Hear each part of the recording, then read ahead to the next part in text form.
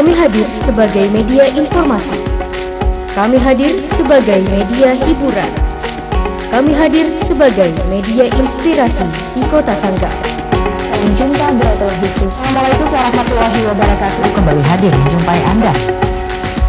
Saatnya kami berbagi informasi. Saatnya kami bersinergi dalam berita. Bro Televisi kembali menyapa. Bersama saya Kristi, sama saya Sarwa Lestari, sama saya Sehan. Hari ini Bati Wakal Membangun kami sajikan. Hari ini ragam Banuanta kami suguhkan.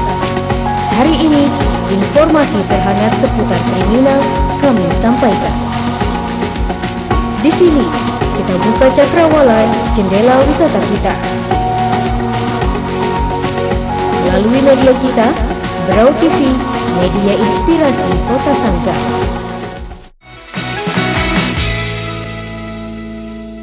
Assalamualaikum warahmatullahi wabarakatuh. Salam jumpa Bro Televisi. Apa kabar Anda pemirsa? Fokus Berita Daerah Kabupaten Berau kembali hadir di depan Anda dengan sederet informasi yang ada dan penuh inspirasi yang telah dihimpun tim redaksi Berau Televisi edisi Kamis 2 Maret 2017 diantaranya. Roda Musyawarah Rencana Pembangunan tahun 2017 kini mulai bergulir. Kegiatan awal dilaksanakan di Kecamatan Segah serta sejumlah informasi lainnya bersama saya Sarwa Lestari. Inilah berita selengkapnya.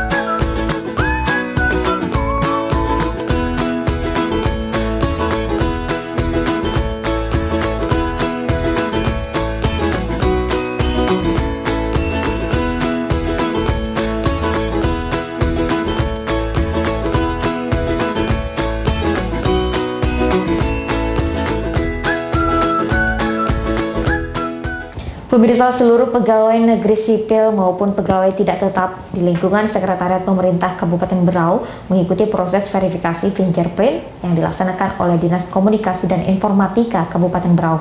Proses verifikasi ini dilaksanakan di depan pintu masuk kantor Bupati. Seluruh PNS maupun PTT segera bergantian mengikuti proses sesuai dengan absensi. Seluruh pegawai negeri sipil maupun pegawai tidak tetap di lingkungan Sekretariat Pemerintah Kabupaten Berau mengikuti verifikasi fingerprint yang dilaksanakan oleh Dinas Komunikasi dan Informatika Kabupaten Berau. Proses verifikasi ini dilaksanakan di depan pintu masuk kantor Bupati. Seluruh PNS maupun PTT secara bergantian mengikuti proses sesuai dengan absensi.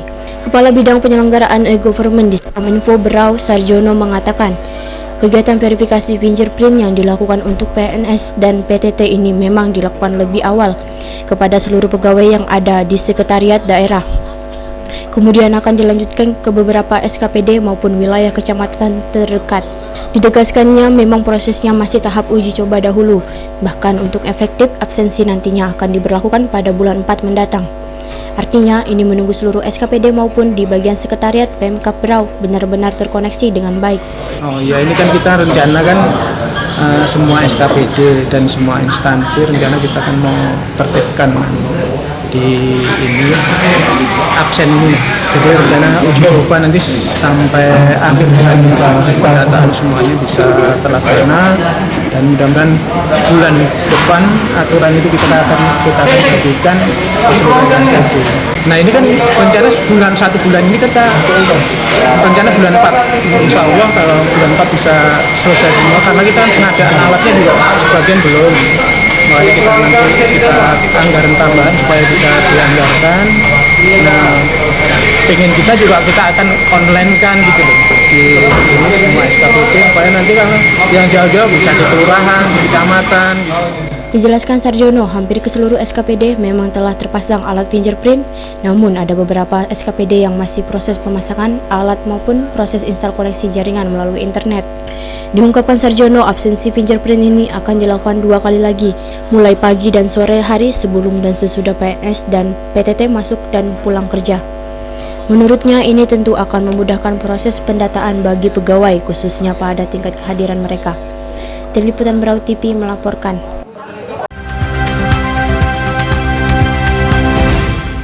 Roda Musyawarah Rencana Pembangunan tahun 2017 kini mulai bergulir. Kegiatan awal dilaksanakan di Kecamatan Segah. Secara khusus, Wakil Bupati Haji Agus Tantomo hadir pada musrenbang tersebut, didampingi Asisten 1 Pemkab Berau Mansyah Kelana, Kepala Bapeda M. Ghazali, Kabak Humas Husdiono, beserta seluruh SKPD terkait. Roda Musyawarah Rencana Pembangunan tahun 2017 kini mulai bergulir. Kegiatan awal dilaksanakan di Kecamatan Segah. Secara khusus, Wakil Bupati Haji Agus Tantomo hadir pada musrenbang tersebut didampingi Asisten 1 Pemerintah Kabupaten Berau Mansyah Kelana, Kepala Bapeda M. Ghazali, Kabak Humas Husdiono, beserta seluruh SKPD terkait. Pertemuan dalam musrenbang tahun 2017 ini dipusatkan di Aula Kecamatan. Hadir pada pertemuan tersebut antara lain Camat Segah, seluruh kepala kampung, beberapa organisasi maupun tokoh adat masyarakat setempat. Untuk diketahui, Kecamatan Segah ini memiliki 13 kampung dan 58 rukun tetangga. Proses musrenbang pun berjalan dengan lancar, diawali dengan sambutan camat, kemudian dilanjutkan dengan penyampaian beberapa usulan dari seluruh kepala kampung. Dari beberapa usulan yang disampaikan, memang dominan adalah pembangunan fisik, yakni pembangunan sekolah, rumah dinas, maupun rehab ringan. Selain itu ada pula dari bidang pendidikan, kesehatan, bahkan usulan untuk spot jaringan telekomunikasi khususnya untuk wilayah kecamatan pedalaman tersebut. Dari seluruh usulan, ada beberapa usulan prioritas, diantaranya adalah jaringan internet, rehab kantor, rehab eks-kantor menjadi mes, kemudian rumah dinas staf, pemagaran dan penimbunan jalan poros Segah Siduung, serta pengadaan rambu jalan maupun jaringan listrik dan pengelolaan objek wisata di wilayah kecamatan tersebut. Dalam sambutan, Wakil Bupati Haji Agus Tantomo mengucapkan terima kasih atas beberapa masukan dan usulan yang disampaikan oleh seluruh kepala kampung. Namun dari usulan yang ada tersebut tentu akan dibagi yang mana menjadi prioritas yang manfaat dan muaranya untuk masyarakat secara meluas. Wakil Bupati juga menyinggung soal telekomunikasi. Menurutnya, ini memang sudah menjadi tanggung jawab pemerintah daerah dan akan dijadikan usulan prioritas. Karena tahun ini ada bantuan sekitar 50 tower mini yang mana bisa menjangkau wilayah kecamatan pedalaman maupun pesisir, khususnya yang memiliki beberapa objek wisata unggulan. Haji Agus Tantomo juga menegaskan akan membentuk forum CSR karena forum tersebut akan menentukan kewajiban berdasarkan setiap perusahaan yang ada. Karena CSR bukan sumbangan tetapi tanggung jawab setiap perusahaan yang beroperasi di wilayah kecamatan yang ada. Telekomunikasi, Bapak Ibu, saya ingin menyampaikan kepada Bapak Ibu bahwa di undang-undang sudah ditegaskan bahwa telekomunikasi itu menjadi tanggung jawab pemerintah. Kalau dulu itu menjadi tanggung jawab perusahaan telekomunikasi, ya. Tapi di undang-undang yang baru, selain air, listrik dan sebagainya itu, telekomunikasi itu sudah menjadi kebutuhan hidup dasar. Karena sudah menjadi kebutuhan hidup dasar, maka itu menjadi tanggung jawab pemerintah untuk menyiapkan. Ya. Saya setuju, Bapak Ibu, kalau yang begini-begini juga ditampung di APBD dan diprioritaskan. Untuk diketahui bahwa tahun ini kita sudah memulai memasang mini tower. Kita ada kerjasama dengan perusahaan telekomunikasi, kita mendapat bantuan 50 mini tower, tahun ini 20, insya Allah tahun depan 30. Wakil Bupati juga menyampaikan dan berpesan kepada kepala kampung agar lebih maksimal dalam mengelola alokasi dana kampung. Sebab setiap kampung memang memiliki ADK luar biasa dengan jumlah yang bervariasi antara 2 miliar bahkan lebih. Harapannya dalam menyusun anggaran kampung hendaknya masyarakat dapat dilibatkan termasuk pula dalam hal pengawasan. Selain itu, dana ADK juga hendaknya dapat diatur khususnya untuk bantuan fakir miskin maupun orang tua jompo di wilayah kecamatan maupun kampung, seperti santunan kematian maupun beasiswa bagi masyarakat kurang mampu. kami ini udah berkali-kali rapat ya, selalu persoalannya itu aja. Ya. Iya, belum tidak bisa ambil keputusan karena mereka tidak punya otoritas. Nah, kan saya berkali-kali, kalau gitu hadirkan yang punya otoritas. Ya, jadi ini saya lihat mereka ini tidak punya niat baik ini atau mereka nganggap remeh ya. Padahal kan ini program CSR ini kan nasib orang banyak ya. Kita kan tidak enak juga melihat seperti yang tadi itu masih ada anak-anak kita yang naik truk pergi sekolah apa dan sebagainya. Saya yakin kalau forum CSR ini selesai, yang begitu-gitu bisa lah kita atasi ya. Masa persoalan solar 2 drum aja juga jadi masalah-masalah terus. Jadi saya tegas itu, saya tidak getak karena mereka ini kan banyak keperluannya dengan kita ya. Mau izin limbah, mau izin macam-macam lah ya. Bukan hanya kalau izin lokasi kan sekali aja, tapi dalam operasional mereka itu banyak itu. Bentar-bentar masuk, hampir tiap bulan ada. Musrenbang di Kecamatan Sega ini ditutup dengan tanya jawab antara narasumber dari Bapeda, Wakil Bupati maupun SKPD terkait bersama seluruh undangan yang hadir sebagai proses bagian dari penyerapan aspirasi dan usulan dari masyarakat yang ada. Tim Liputan Brau TV melaporkan.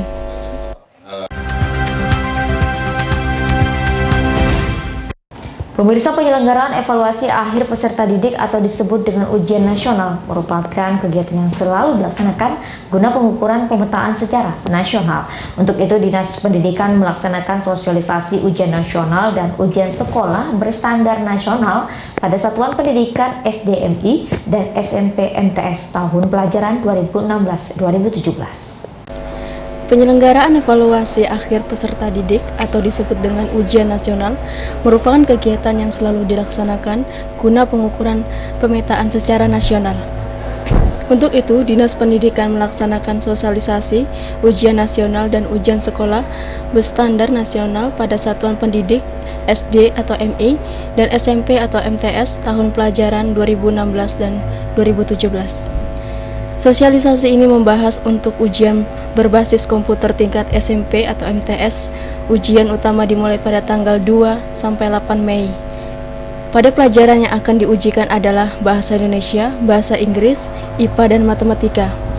Untuk ujian nasional berkesetaraan program paket B juga akan mengikuti ujian seperti di SMP dengan berbasis komputer dimulai pada tanggal 13 sampai 14 Mei, kemudian tanggal 20 Mei 2017. Mata pelajaran yang akan diujikan yaitu Bahasa Indonesia, Pendidikan Kewarganegaraan, Matematika, IPA, IPS, dan Bahasa Inggris. Jadwal ujian sekolah untuk tingkat SD atau MI adalah sekolah luar biasa. Ujian utama akan dilaksanakan pada tanggal 15 sampai 20 Mei. Mata pelajaran yang akan diujikan ialah Bahasa Indonesia, Matematika, IPA, Pendidikan Agama, Penjaskes, PPKN, IPS, Seni Budaya, dan Keterampilan serta muatan lokal. Untuk jadwal ujian sekolah madrasah program paket A dimulai pada tanggal 15 sampai 24 Mei 2017. Mata pelajaran yang diujikan adalah Bahasa Indonesia, PKN, Matematika, IPS, dan IPA. Untuk ujian utama dan ujian susulan yang tidak berkesempatan atau tidak berhasil lulus. Ujian nasional berbasis komputer untuk Kabupaten Berau, sampel yang diwakili oleh SMP Negeri 1 Tanjung Redep. Joni Marhansyah selaku Sekretaris Daerah mengharapkan untuk semua kepala sekolah dapat berinovasi dan memberikan bimbingan kepada anak didiknya sebelum melaksanakan ujian, supaya anak didiknya mempunyai bekal untuk menghadapi ujian nasional. Akan menentukan hasil yang akan kita peroleh ke depan terkait dengan kualitas pendidikan maupun kualitas hasil kelulusan itu sendiri. Oleh karenanya, pertama yang saya tekankan kepada kita semua, mari kita bersama-sama menseriusi ya kegiatan ini. Ini bukan kegiatan main-main. Tanggung jawab ada di pundak bapak-bapak dan ibu-ibu sekalian. Peran semuanya ada di bapak dan ibu-ibu sekalian. Oleh karena itu, mulai saat ini sosialisasi ini benar-benar kita memperhatikan apa yang akan disampaikan nanti oleh narasumber. Pelaksanaan ujian nasional dan ujian sekolah berstandar nasional pada satuan pendidikan bagi SD, MP, dan SMP Madrasah Tsanawiyah tahun pelajaran 2016-2017 secara resmi saya buka. Tim Liputan Berau TV melaporkan.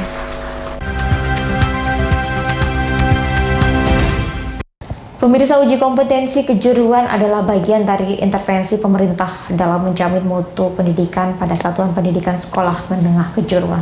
Pelaksanaan UKK bertujuan untuk mengukur pencapaian kompetensi siswa pada level tertentu sesuai kompetensi keahlian yang ditempuh selama masa pembelajaran di SMK.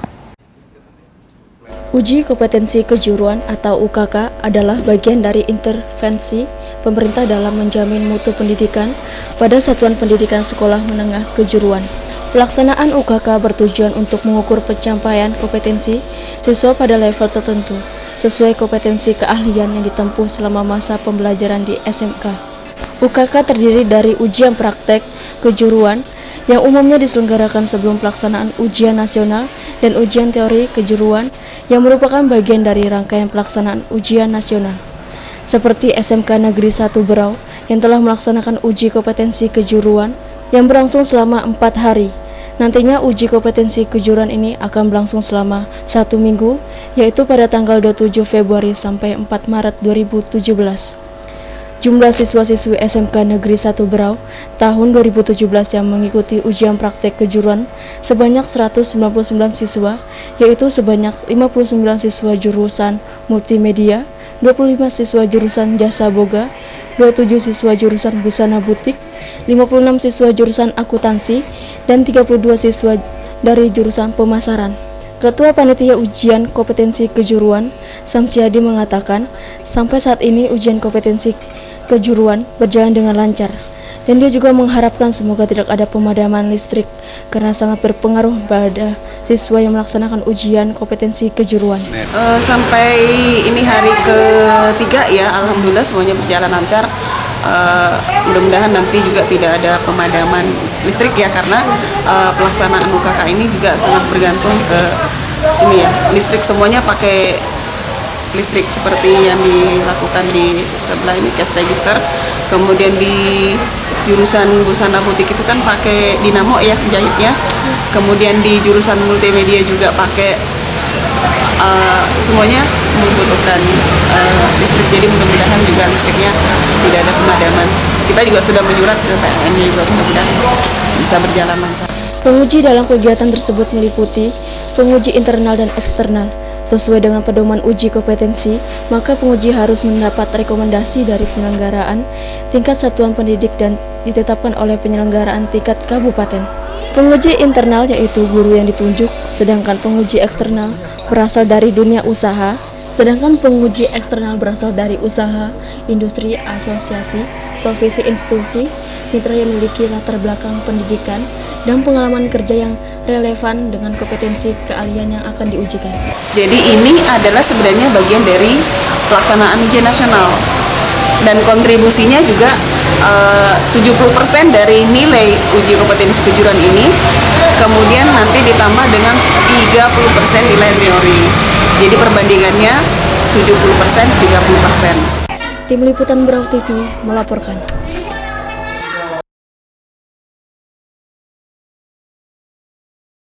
Pemirsa, harga sejumlah bahan kebutuhan pokok di Indonesia dalam beberapa waktu terakhir dinilai menjadi yang tertinggi di kawasan Asia. Dalam hal ini, kalangan pertama yang sangat dirugikan adalah seluruh kalangan masyarakat yang ada di Indonesia. Harga sejumlah bahan kebutuhan pokok di Indonesia dalam beberapa waktu terakhir dinilai menjadi yang tertinggi di kawasan Asia. Dalam hal ini, kalangan pertama yang sangat dirugikan adalah seluruh kalangan masyarakat yang ada di Indonesia. Namun sekarang harga beberapa bahan pangan seperti sayuran, ayam, ikan, dan buah-buahan masih dapat dikatakan stabil, walaupun dengan kondisi cuaca yang tidak menentu seperti saat ini. Seperti yang ada di Pasar Sangga Masjid Dilayas Berau, dalam hal ini harga bahan pangan cenderung mengalami penurunan. Seperti komentar dari beberapa pedagang di Pasar Haji Dilayas bahwa harga beberapa bahan pangan cenderung stabil. Ini membuat masyarakat sedikit lebih lega untuk membeli kebutuhan rumah tangga. Tentunya harga stabil seperti ini sangat diharapkan oleh masyarakat kalangan bawah agar dapat bertahan lama. Ini ikan tongkol, ini harga standar ecerannya 20 sampai dengan 22.000 per kilo. Nah, kalau bandeng ini rata-rata 20.000 per kilo. Bandeng. Kalau ikan sejenis campuran ini hanya 15.000 per kilonya, sedangkan yang ini 10.000 ikan kobal-kobal. Nah, sementara ikan bawis ini jarang dan langka di pasaran, ini harganya 25.000 per kilo. Ini hampir kemiripan dengan beronang. Ya, yang mana lagi? Tenggiri. Nah, kalau tenggiri harga besarnya sampai 60.000 per kilo. Sementara kecil murah. Dalam hal ini peran pemerintah sangat dibutuhkan dalam menjaga kestabilan harga pasar Sangga Masjid Dilayas. Tim Liputan Berau TV melaporkan.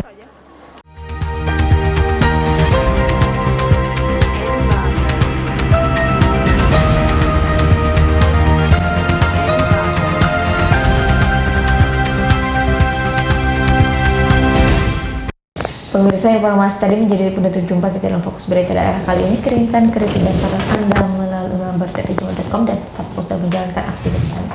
Atas nama kerabat kerja bertugas saya Sarwan Lestari pamit undur diri. Terima kasih atas perhatian dan kebersamaan Anda. Wassalamualaikum warahmatullahi wabarakatuh. Sampai jumpa.